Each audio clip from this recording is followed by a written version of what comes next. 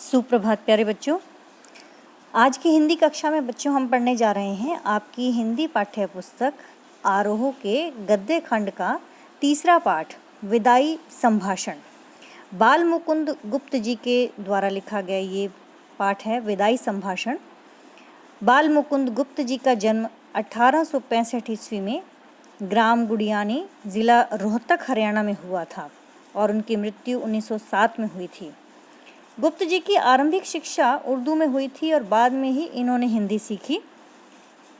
और बाल मुकुंद गुप्त जी राष्ट्रीय नवजागरण के एक सक्रिय पत्रकार थे और उस दौर में उन अन्य जितने भी पत्रकारों की तरह वे भी साहित्य के सृजन में सक्रिय रहे। उनकी प्रमुख रचनाओं में शिव शंभू के चिट्ठे और खत, खेल तमाशा, ये उनकी सर्वाधिक लोकप्रिय जो हैं कृतियां हैं। विदाई संभाषण भी उनकी सर्वाधिक एक चर्चित व्यंग्य कृति है और ये व्यंग्य कृति जो है शिव शंभू के चिट्ठे का एक अंश है। यह पाठ जो है वायसराय लॉर्ड कर्जन के विषय में है। लॉर्ड कर्जन जो कि भारत के वायसराय बनकर आए थे और 2 बार जो है वो यहाँ के वायसराय रहे। वायसराय कहा जाता है बच्चों अंग्रेजी शासन के अंदर जो है भारत का एक सर्वप्रधान शासक अधिकारी जो कि सम्राट के प्रतिनिधि के स्वरूप जो है यहाँ रहता है और देश का जो है शासन भार संभालता है, तो वायसराय उसे कहा जाता है। तो ये पाठ भी भारत के वायसराय लॉर्ड कर्जन के विषय में है जो कि 1899 से 1904 तक रहे और फिर 1904 से 1905 तक ये 2 बार यहाँ के वायसराय बने। तो इनके शासन में भारतीयों की जो स्थिति है उसका खुलासा करता है ये पाठ। ये जो व्यंग्य कृति है, कहने को तो उनके शासनकाल में विकास के बहुत सारे कार्य हुए थे, नए नए आयोग बनाए गए, किंतु उन सब का उद्देश्य जो था वो शासन में जो अंग्रेज़ लोग हैं, गोरे लोग जो हैं, उनका वर्चस्व जो है स्थापित करना था और साथ ही इस देश के संसाधनों का अंग्रेज़ों के हित में जो है एक सर्वोत्तम उपयोग करना था। कहने का अर्थ ये है कि भारतीयों के लिए जो है वो कुछ नहीं करना चाहते थे, बल्कि जो भी कर रहे थे वो अंग्रेज़ों के हित में जो उपयोगी हो वो कार्य करना जो है उनका एक उद्देश्य था। वे कांग्रेस और शिक्षित वर्गों को जो है बड़ी घृणा की दृष्टि से देखते थे क्योंकि ये उनके शासन की सच्चाइयों को समझते थे और हर स्तर पर लॉर्ड कर्जन ने अंग्रेज़ों का जो वर्चस्व है वो स्थापित करने की कोशिश की और वे सरकारी निरंकुशता के पक्षधर थे। लिहाजा प्रेस की स्वतंत्रता तक उन्होंने प्रतिबंध लगा दिया था कि कोई भी प्रेस के माध्यम से किसी भी प्रकार से लोगों को जो है जागरूक नहीं करेगा। तो उन्होंने क्या किया कि वो चाहते थे, इस पाठ के जो कहने का अर्थ, जो लिखने का अर्थ है वो ये है कि वो अपने किसी एक अंग्रेज़ सदस्य को नियुक्त करवाना चाहते थे और लेकिन हुआ क्या कि अंग्रेज़ों ने ही मना कर दिया, यानी कि उनके ब्रिटिश सरकार ने ही मना कर दिया उनकी बात मानने से, जिससे कि वो बड़े जो है ना क्रोधित हो गए और क्षुब्ध होकर उन्होंने अपना इस्तीफ़ा दे दिया और वापस इंग्लैंड चले जाने का उन्होंने निर्णय ले लिया। अब इसके अंदर जो है बात उल्टी हुई, वो ये कि भारतीयों को लगा था कि भी अब जो है लॉर्ड कर्जन आ गए तो उसके कारण से वो वैसे ही दुखी थे। तो पाठ में जो भारतीयों की बेबसी, दुख और लाचारी को जो है बड़े व्यंग्यात्मक ढंग से लॉर्ड कर्जन की लाचारी से जोड़ने की कोशिश की गई है और साथ ही ये दिखाने की कोशिश की गई है कि शासन के आतताई रूप में, यानी कि जब बहुत ज़्यादा अति हो जाती है उस रूप में हर किसी को जब कष्ट होता है, चाहे वह सामान्य जनता ही क्यों ना हो या फिर लॉर्ड कर्जन जैसा वायसराय ही क्यों ना हो। तो ये उस समय का जो लिखा गया एक गद्य का नमूना है जब प्रेस की पाबंदी का दौर चल रहा था। ऐसी स्थिति में चुलबुलापन, विनोद प्रियता, संजीदगी, नवीन भाषा का प्रयोग, रवानगी के साथ ही यह एक साहसिक गद्य का नमूना भी साबित हुआ है। इस पाठ के अंदर जो है लॉर्ड कर्जन के शासन पर किस प्रकार से व्यंग्य किया गया है और उस पर जो है किस प्रकार से व्यंग्य कसा है बाल मुकुंद गुप्त जी ने, तो वो हम पढ़ेंगे। विदाई संभाषण जो है बाल मुकुंद गुप्त की ये प्रसिद्ध रचना शिव शंभू के चिट्ठे का एक अंश है, जिसमें कि लॉर्ड कर्जन की जो है शासन अवधि के समय क्या जो है जानकारी दी गई है। कि उस समय में भारतीयों की स्थिति किस प्रकार से थी। तो ये हम देखेंगे बच्चों। लेखक कहता है कि इस संसार में सब बातों का अंत हो जाता है। अब वायसराय जो थे लॉर्ड कर्जन, वो भी यहाँ पर चिरस्थायी होना चाहते थे। चिरस्थायी का मतलब हमेशा हमेशा के लिए रहना चाहते थे, लंबे समय तक रहना चाहते थे। चिर का मतलब होता है लंबे समय तक, और स्थायी का मतलब रहना, टिके रहना, कि लंबे समय तक जो है वे वायसराय के रूप में टिके रहना चाहते थे। पर उनका समय जो है बहुत जल्द ही पूरा हो गया। लेखक का व्यंग्य है कि कोई तीसरी शक्ति का अस्तित्व भी होता है। तीसरी शक्ति कौन सी होती है बच्चों? तीसरी शक्ति कही गई है यहाँ पर ईश्वरीय शक्ति, भगवान की, परमात्मा की जो है एक शक्ति है ऐसी, जिसका कि यहाँ पर अस्तित्व है, जिसके दम पर जो है ये संसार चल रहा है। ये हवा, जो वायु, पानी, ये सब चीज़ें जो हैं हमारे इर्द गिर्द हमें महसूस होती हैं। तो कहते कि लेखक जो है वो इस बात पर व्यंग्य करता है कि कोई तीसरी शक्ति का भी अस्तित्व है। यद्यपि भारतवासी जो हैं आपको भारत में देखकर प्रसन्न नहीं थे। यानी कि कहने का अर्थ क्या है कि बाल मुकुंद गुप्त जी कहते हैं कि जब दूसरी बार वायसराय बनकर 1904 में जो है जब दोबारा आए लॉर्ड कर्जन, तो भारतवासी उनको जो है वायसराय के रूप में भारत में देखकर खुश नहीं हुए थे। वो क्योंकि उन्हें पता था कि इनका जो शासनकाल है, इनके शासनकाल में किस प्रकार भारतीयों पर अत्याचार होते हैं, तो इस चीज़ को देखकर वे प्रसन्न नहीं थे। पर बिछड़ने के समय उन्हें भी दुख हुआ। यानी जब बिछड़ने का समय आया तो बिछड़ने के समय उन्हें भी जो है ये परिस्थिति जो है दुखी कर गई। कहते ये समय जो था बड़ा ही जो है करुणा से भरा हुआ था। इस समय में वैर भाव छूटकर शांत रस का जो है आविर्भाव हो जाता है। कहने का अर्थ ये होता है कि भले ही कोई कितना भी बुरा क्यों ना हो व्यक्ति, और लेकिन जब भी कभी उससे बिछड़ने की भी बात होती है तो वो वैर भाव जो है इंसान भूल जाता है और बड़े शांत मन से जो है उस चीज़ को स्वीकार करना चाहता है कि कोई बात नहीं, चलो जैसा भी था अच्छा ही था, ठीक था, बैठा था। अब जब वायसराय जाने लगे, लॉर्ड कर्जन जो है यहाँ से जाने लगे, तो उस समय में भारतीयों की स्थिति भी कुछ ऐसी ही थी। उनके मन में भी जो उसके प्रति एक कटुता थी, लॉर्ड कर्जन के प्रति, वो कटुता जो थी वो करुणा में बदल चुकी थी। लेखक स्वयं को एक दीन ब्राह्मण बताता है और उसे जो है कभी इंग्लैंड जाने का अवसर तो प्राप्त नहीं हुआ, अतः वह ये बताने में असमर्थ है कि वहाँ पर जो है बिछड़ने के समय लोगों की दशा कैसी होती है। यानी बाल मुकुंद गुप्त जी कहते हैं कि भी मैं एक बहुत ही दीन ब्राह्मण हूँ और मुझे ये सौभाग्य प्राप्त नहीं हुआ कि मैं जाकर आपके देश में देखूँ कि आपके देश के लोगों का क्या हाल होता है जब वो कोई एक चीज़ जो है दूसरी चीज़ से बिछड़ते हैं। यानी कोई एक प्राणी दूसरे प्राणी से बिछड़ता है तो बिछड़ने के समय वहाँ पर भी लोग इसी प्रकार उदास होते हैं। तो लेखक जो है यहाँ पर 2 गायों का उदाहरण देता है। तो वो कहते हैं कि एक बार शिव शंभू की 2 गायें थी, उनमें से एक तो अधिक बल वाली थी और एक जो है अधिक कमज़ोर थी।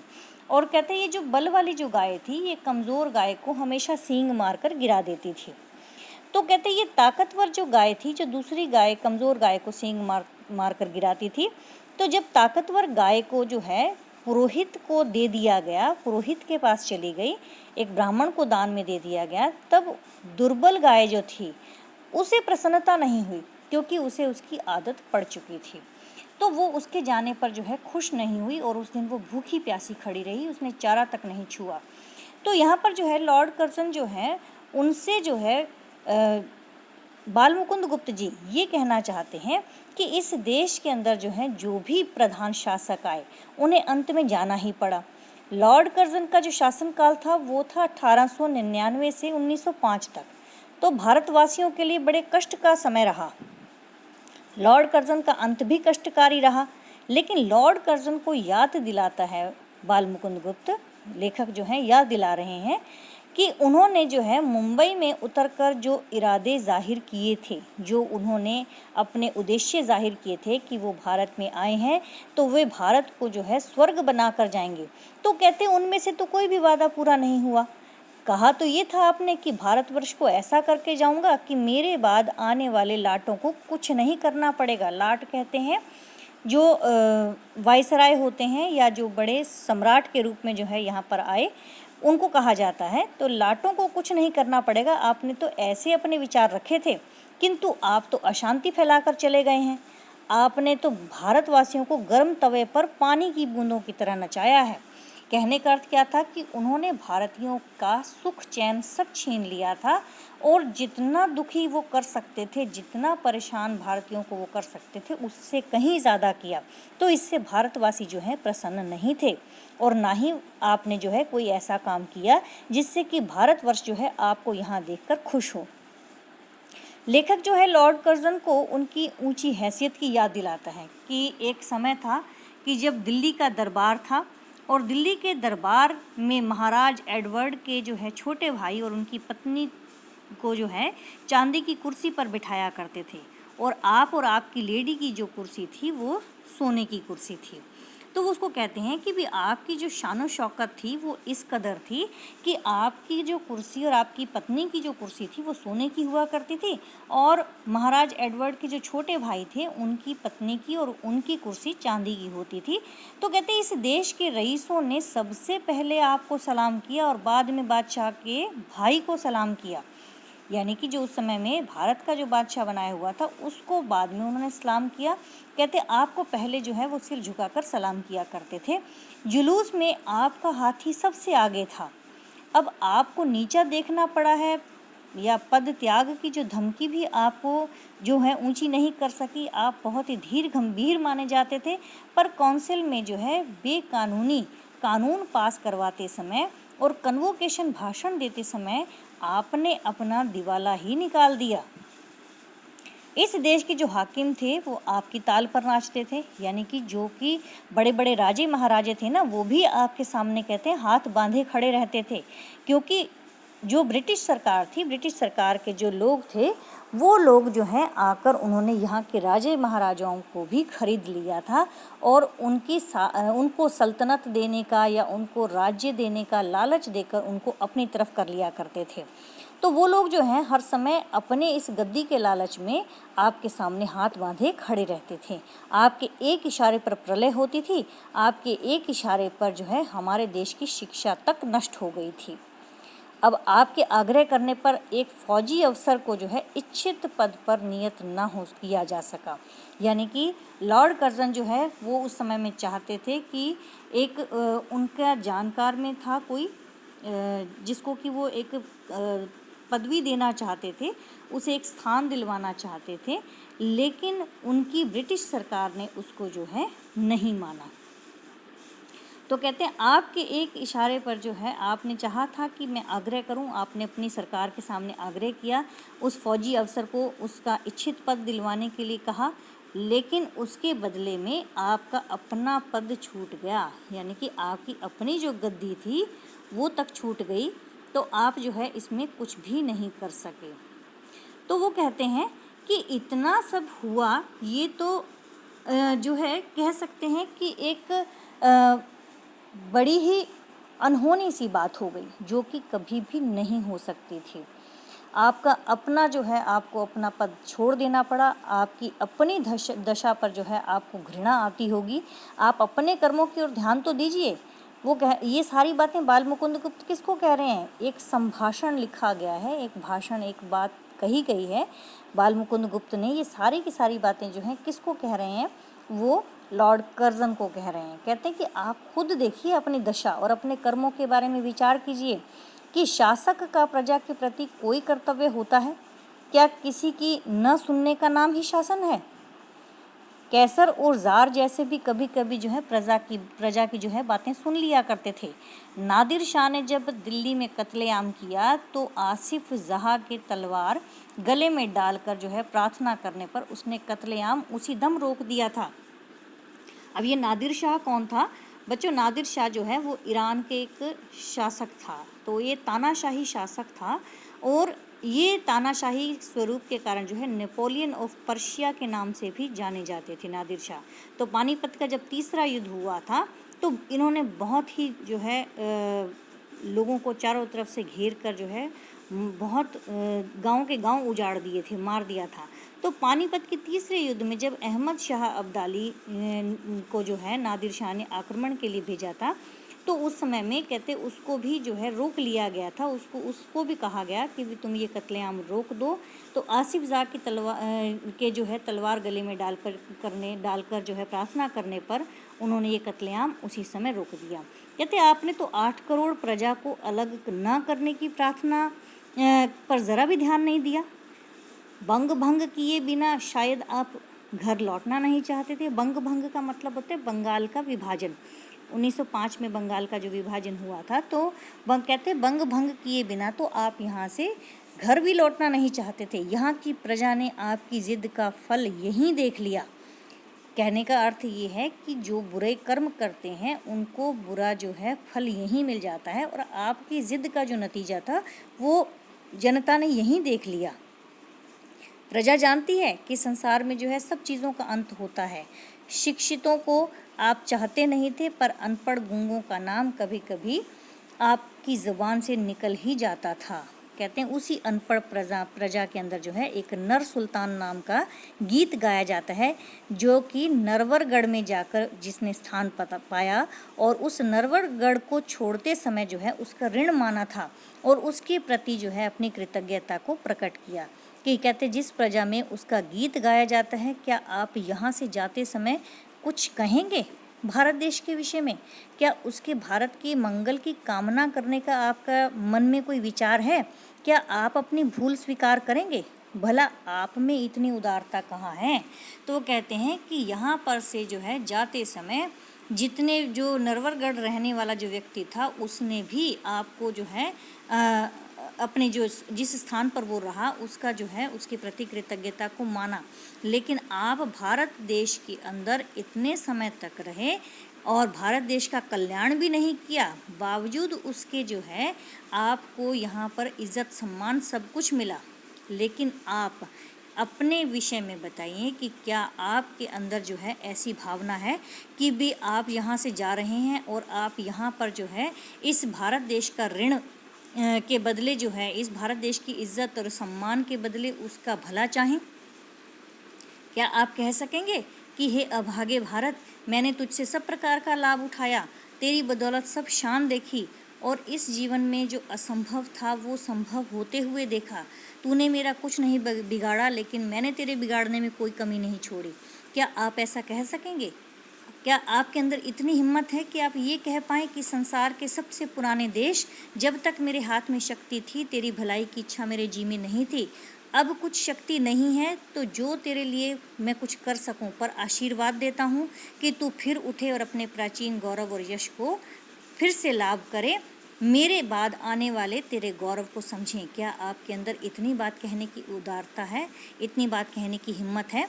क्या आप कर सकते हैं कि यह देश जो है आपकी पिछली ऐसा कह सकें आप, जिसके कारण से जो है ये देश आपकी पिछली सब बातें भूल सके और अपनी इतनी उदारता जो है माय लॉर्ड जो है नहीं दिखा सकते? ऐसी जो है मुझे विश्वास है। तो कहने का अर्थ यहाँ पर है कि बाल मुकुंद गुप्त जो हैं उनकी बहुत इच्छा थी कि लॉर्ड कर्जन जो हैं अपने विषय में जाने कि वो क्या करने आए थे और क्या करके जा रहे हैं।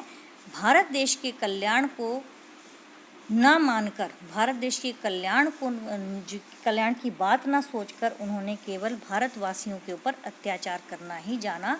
तो ये बच्चों एक पाठ था बाल मुकुंद गुप्त विदाई संभाषण जो है वो एक तरह से उनके लॉर्ड कर्जन के जो है विदा होने पर जो दिया गया एक भाषण था। ये वो था जो कि शिव शंभू के चिट्ठे से लिया गया था और एक व्यंग्यपूर्ण ये एक कृति है, एक रचना है, तो जिसको कि आज हमने पढ़ा और आशा करती हूँ कि आप सबको ये पाठ समझ में आया होगा। अगर इस पाठ से जुड़ी हुई आपको कोई समस्या हो, किसी प्रकार की कोई बात समझ में ना आई हो, तो कृपया करके आप मुझे कमेंट बॉक्स में लिख सकते हैं और मुझसे पूछ सकते हैं।